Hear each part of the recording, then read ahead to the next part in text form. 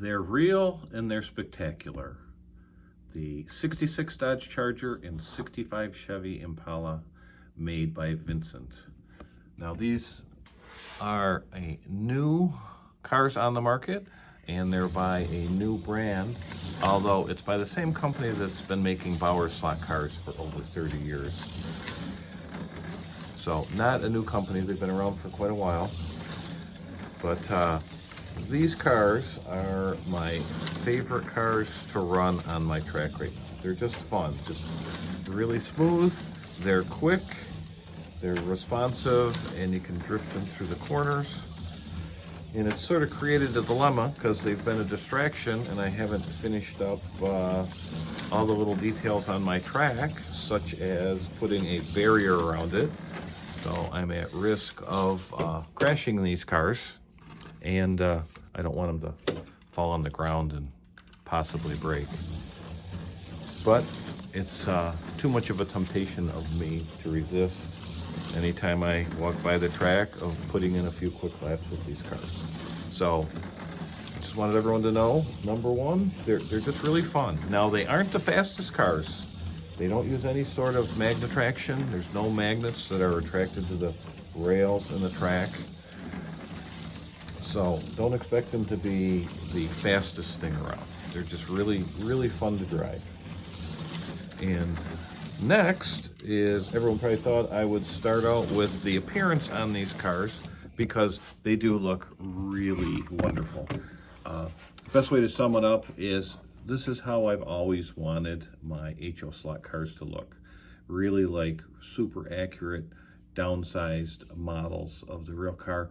I don't want to say scale because most HO slot cars really aren't any sort of scale, but these seem to be sized appropriately with each other and just really exceptional detail. The grille, the emblems, the trim, the paint finish is really nice.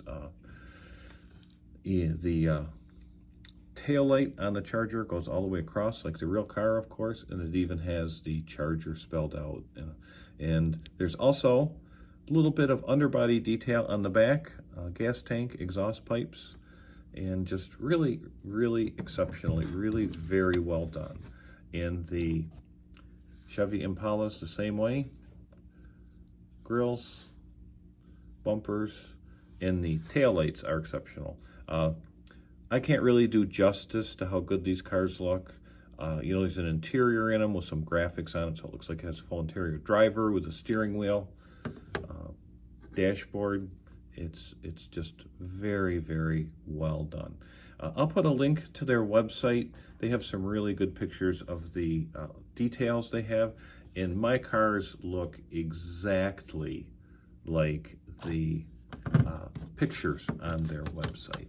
So very impressive appearance. Now, these are rather pricey for an HO slot car.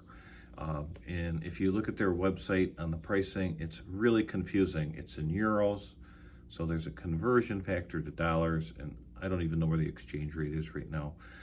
And then also the price that you see on there is a price for Europe, which they have a value added tax, which is 19%. And when someone from the United States buys them, that VAT is removed from the price, and it's 19%. So it's pretty significant. And then there's also shipping from Germany. So I don't want to say what I paid for these, because there was a little bit of a holiday sale going on when I ordered these. So basically Christmas presents to myself. So you need to kind of sort through that. If you're confused, if you're really interested, you can always send them an email, a comment through their website, and they'll tell you the current pricing and shipping charges and stuff like that. But they are very expensive. Expect somewhere around $100, maybe more, maybe less. It just sort of depends. So they are super expensive. Now, I'm totally satisfied with them. These cars run exceptionally well. They look wonderful. It would take me a long time to make an HO slot car this nice. So whether it's worth it, that's up to you, but I'm satisfied with them. I know they were expensive, but they do everything I'd ever imagined. Are these collectible? Oh, I think absolutely. It's a very high quality item. It's exceptionally well done. But that's not what I got them for. I got them to use. They're going to be on the track. Mine are going to get used up. And I suspect somewhere in the future, hopefully quite a few years away, these are going to show some scars from racing and stuff like that. But I'm okay with that.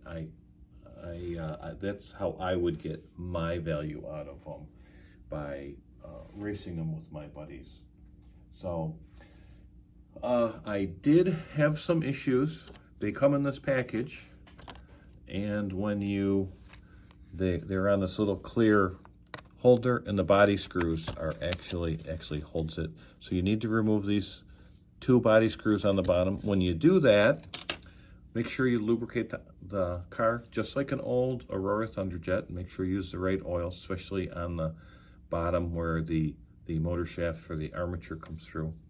But the guide pin was super long, and actually when I put it on the track, the cars wouldn't run. It actually lifts the front end enough where the contacts don't touch. So I took a loose piece of track. I saw how much I needed to trim off. I just used some nail clippers and snipped it off. So it's pretty easy. Everyone should have nail clippers. That's manageable. The other thing, these cars are very low. They're seem to be made for someone with a really nice custom-made, routed, really smooth wood track.